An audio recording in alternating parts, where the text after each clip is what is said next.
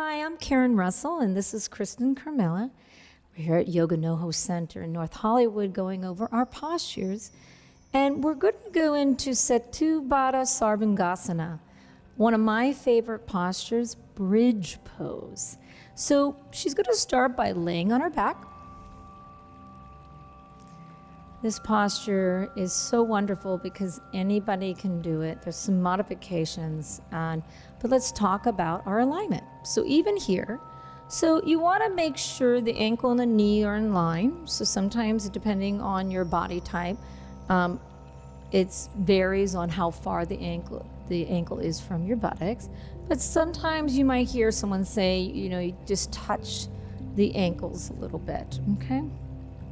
Now, in this posture, we have a tendency to flare our feet out. We just do. Most people will. So be aware of that. Make sure the sides of the feet are in line with the side of the mat. And I always tell people to kind of pigeon toe just a little bit. It might help, okay? Then the navel draws in, right? The frontal hip bones lift up.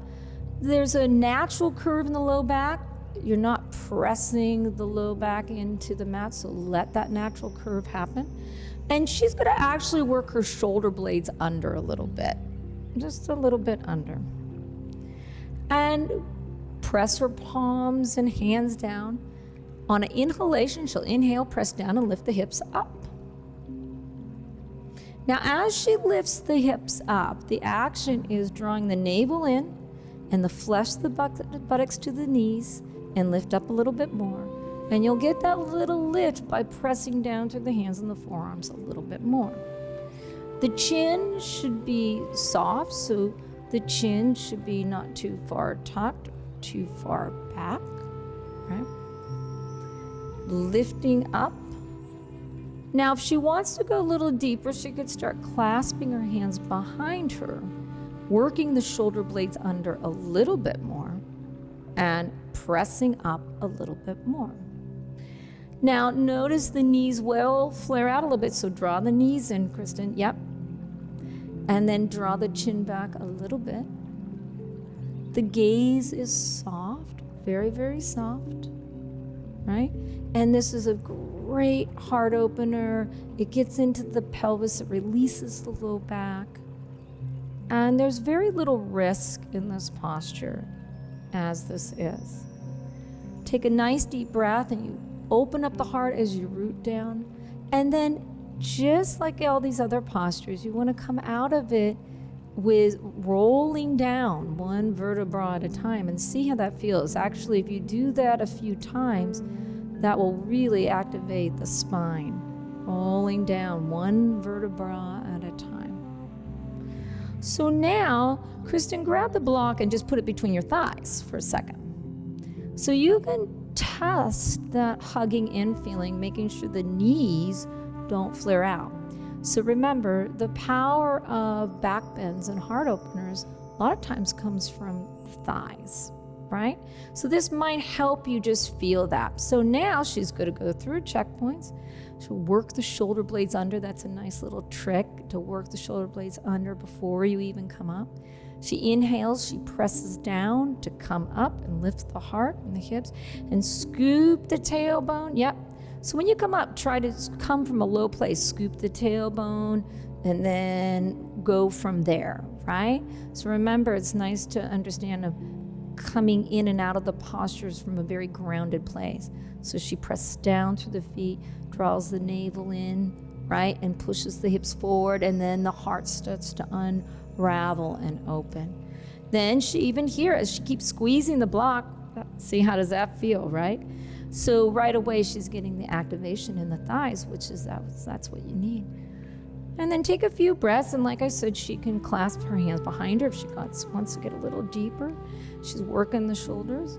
It's very helpful that she is, pressing the feet into the earth.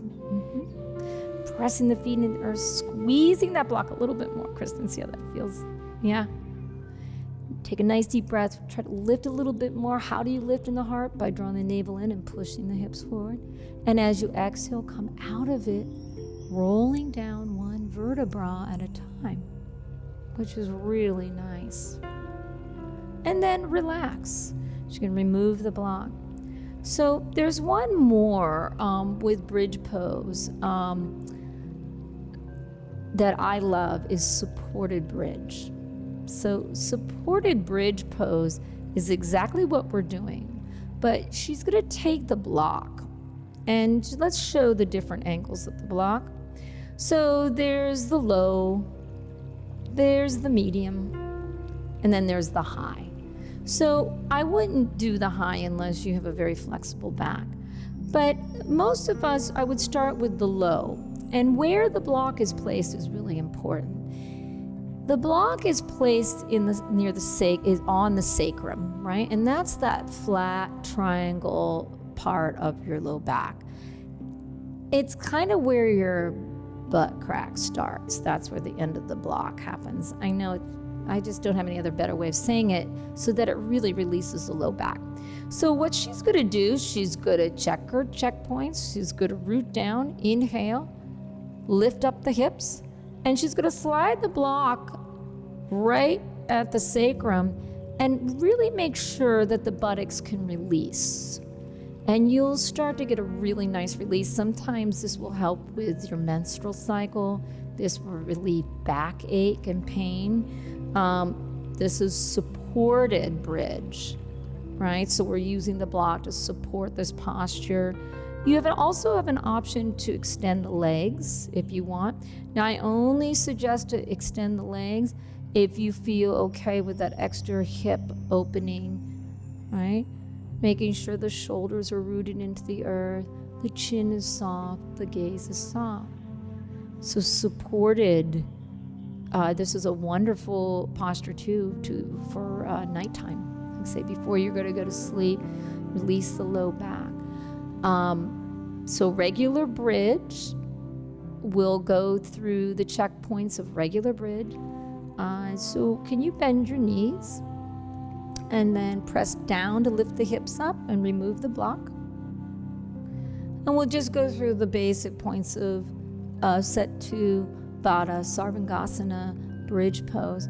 So first checkpoint, just make sure ankle in line with the knee. Sometimes it's said that you can touch your back of your heels. Make sure, most important though, that the feet are parallel and that your knees are not too spurred out. Take a moment and draw the navel in, flesh the buttocks, releases down. But make sure that the curve in your low back, the natural curve, you're not pushing in the low back. And then start to work the shoulder blades. That's a little trick. So work the shoulder blades underneath, and then inhale, press down to lift up. Option to stay here or take your hands and clasp behind. Now make sure that when you do that, the chin doesn't lock down. So draw the back of the head into the mat and lift the chin, and then breathe. And then as you release, as always, come out of the posture with the same integrity. Release the hands if your hands are there, and roll down one vertebra at a time. You'll feel this amazing stretch. So that is Setu, Bandha, Sarvangasana, bridge pose, with also the option of supported bridge.